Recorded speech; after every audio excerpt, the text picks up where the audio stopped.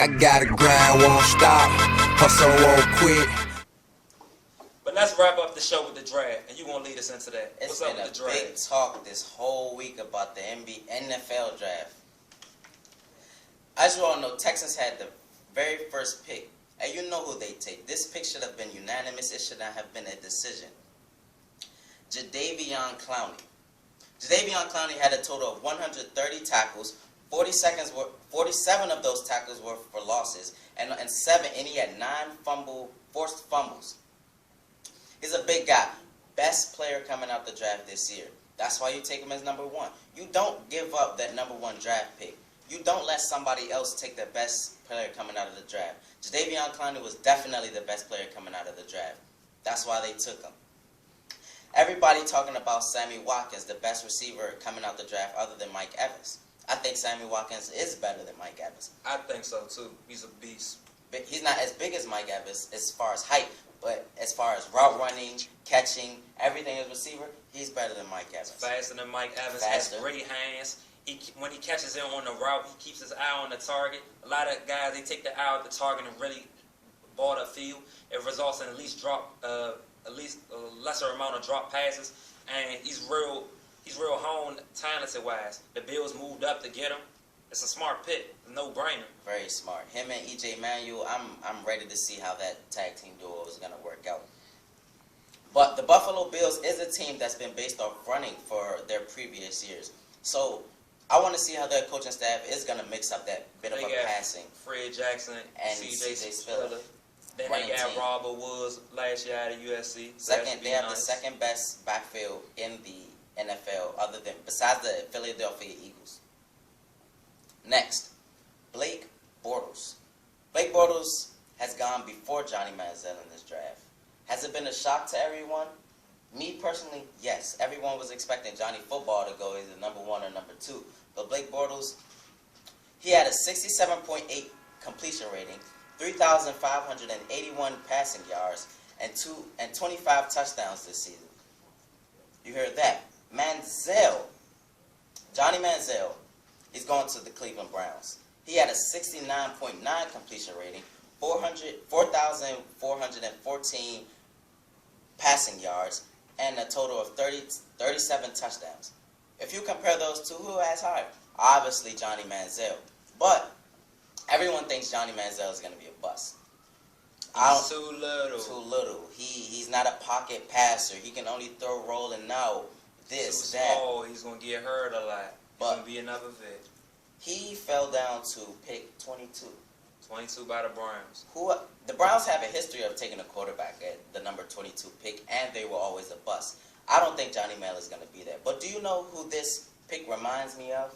Aaron Rodgers. Aaron Rodgers, in his debut, he fell down the board, just like Johnny Manziel. Everyone was expecting him to go top. He fell down until he got... He was supposed to go number 1. He was supposed to go number 1 until he got drafted by the Green Bay Packers. And what did he do to everybody who expected him to be a bust? Won a Super Bowl, and he's one of the top 2 or 3 quarterbacks in the league right now.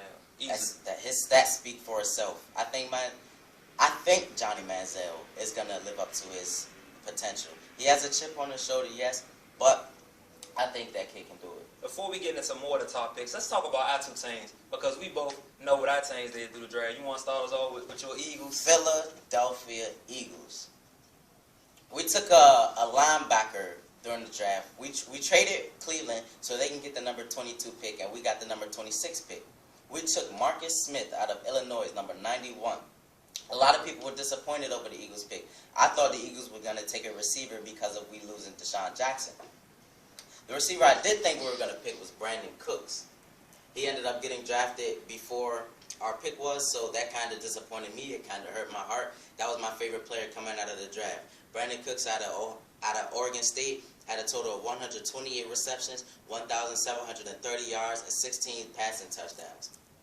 Let me talk for award winner. Best wide receiver in the country. Saints moved up to get him, just barely snagged. Hurt my heart, like I said. But we taking a linebacker. On the other hand, it makes me happy. Because if you remember that playoff game versus the Saints, we could not stop the run. That is what killed us. We lost by a field goal. It was 2 points. that run. The run. Y'all should have won that game. Should have won. They had the ball with five minutes left in the game. And 4 minutes. And took all the clock. How? Running the football. Our defense could not stop their run. That's why we took a linebacker. That's why we need a run stopper. And with that, as the days progress, we're going to keep improving that defense. Possibly get a receiver. I was thinking about Marquise Lee if he falls that far. If he doesn't, I think Chip Kelly is going for his original recruit in Oregon, DeAnthony Thomas. DeAnthony Thomas is going as a late rounder. He's probably going to be in the 5th and 6th round. I think Chip Kelly is going to take him. That's a wise pick. You can move up and get him, and you never know the way the draft works. Sometimes you can snag both of them, and then who's really laughing at the end of the day with the 24-second offense right there? Hey. So Vikings. Oh, you want to talk about? Oh yeah, I'm gonna get into the Vikings. The Vikings. At first, I was mad as I don't know what. One, you swap picks with the Browns. They went to 9 because they swapped with the Bills, and you went and you had 8. So you swapped. You got 9. They got 8. Thinking, okay, we're still going to get Johnny Manziel. At first, I thought they was going to get Johnny Manziel, but they got Justin Gilbert, a physical receiver, a ball hawk. He gets a lot of interceptions, and that's what they need down.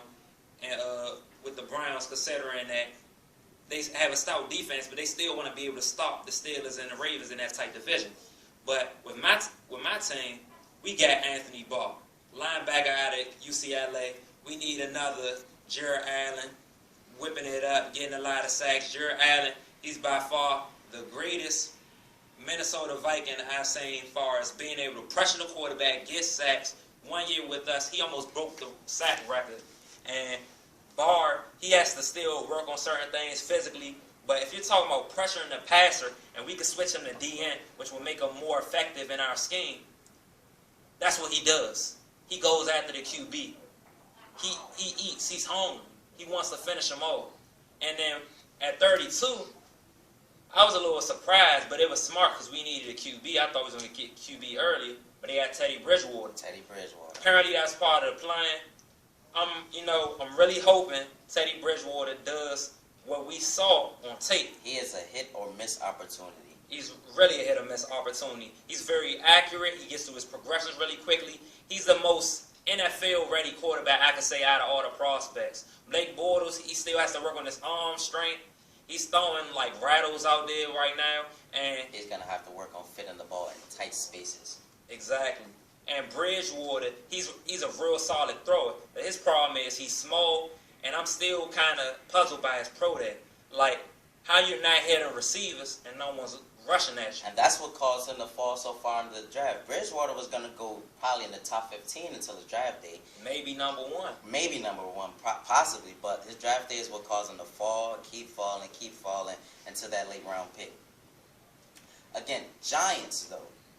Odell Beckham. Yes. Number 3 out of LSU. That was a smart pick.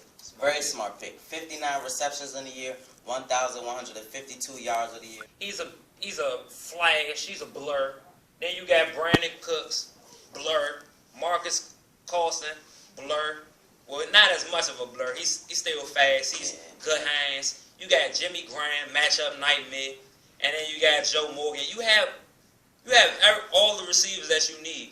I just expect him to go like Brady, pick them off. One receiver not open, he's going to have a field day like Brady and Manning. He's just as talented, smart QB. Hey, who they think going to beat them Saints the way they looking? Oh, no. I want to end this speaking on the Eagles, of course. The return of Jeremy Maclin. Everybody's questioning the Eagles' success this year. Are they going to win the NFC East again? Are they still going to be the same team as last year with Deshaun Jackson gone to the Redskins? Jeremy Maclin's returning. Riley Cooper is still there. Jason Avant is still there. And hoping to pick up a dominant receiver in the draft. But we have an addition of Darren Sproles. Chip Kelly's offense in Oregon was based off a 2 running back set. And with a fast quarterback, of course, but since we don't have Vic anymore, why get rid of Nick Foles? Nick Foles has been he broke a record this year and the highest passing completion rating in the league this year. Why get rid of him? No. You have 2 running backs behind Nick Foles, Darren Sproles and LaShawn McCoy. You can run that same offense that Chip Kelly ran in Oregon even better because you have a better quarterback. He maybe can't run, but he can. Since you have 2 running backs, they got to worry about them too, and you got to worry about Nick Foles' arm. The last pick I would talk about was just Kelvin Benjamin from the Panthers. He's real big. He lacks the speed that you want out of a receiver, but he's jump ball city. Another Megatron. He's snagging passes. Has a nice catching radius. He needs to stay physical. That's going to be a big plus. And with them losing Steve Smith, it makes a big difference. They need a receiver. Carolina coming into the offseason, they said, who are these receivers? They have no-name receivers, basically. I didn't know a single receiver that was on their roster. Adding Kelvin Benjamin, I feel like they're going to need somebody else or one of those no-name. Greg Olson's pretty okay. Yep. I feel like they're going to need another receiver to step up. One of those no-names are going to have to step up and be dominant. So Kelvin, they can take the attention off Kelvin Benjamin. And they can have a possible Super Bowl run. Possibly. But I'm your host, Lamar L.A. Smith. Co-host Teron James. That includes another edition of Inside 380. See you next time.